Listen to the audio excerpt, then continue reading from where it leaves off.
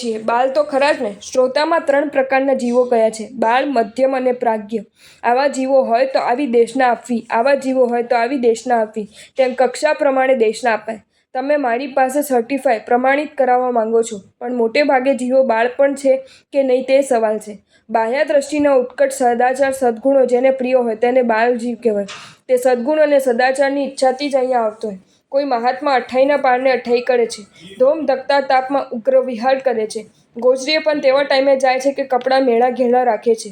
આવું બધું સાંભળે તો તેને થાય કે શું ત્યાગી મહાત્મા છે, શું સંત છે. તેથી તેને તેમના માટે ખૂબ જ અહોભાવ થાય.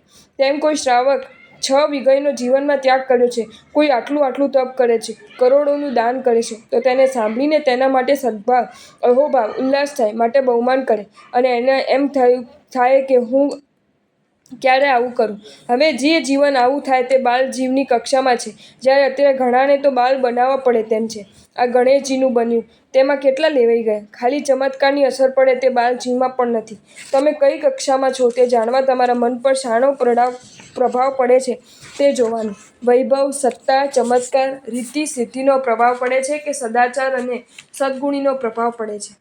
બાળ તો સામા જીવનમાં કઠોર તપ, ત્યાગ, સદાચારને જુએ તો તેને પ્રભાવ પડે નહીં. અન્ય ધર્મમાં રહેલો પણ જો આવું સાંભળે કે આવા નકોરડા ઉપવાસ કરે છે, સાધુઓ આટલું કષ્ટ વેઠે છે, પૈસાને કે સ્ત્રીને અડતા નથી, વનસ્પતિને પણ અડતા નથી, આવું સાંભળીને તેને અહોભાવ થાય, બહુમાન થાય, તો તે બાળ જીવની કક્ષામાં છે.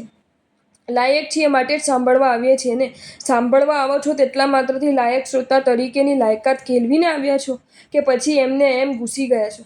બાળ, મધ્યમ કે પ્રાજ્ઞ જીવો ધર્મ માટે ધર્મસ્થાનકોમાં આવે છે. જે સંસારના કામ માટે આવે તે બાળ છે જ નહીં. સદાચાર સદ્ગુણની ઈચ્છાથી આવે તે જ બાળ જીવ છે. બાળ જીવ સ્થૂળ સદાચારને જુએ છે, સૂક્ષ્મ સદાચારને માપી શકે તેવી બાળ જીવની બુદ્ધિ જ નથી.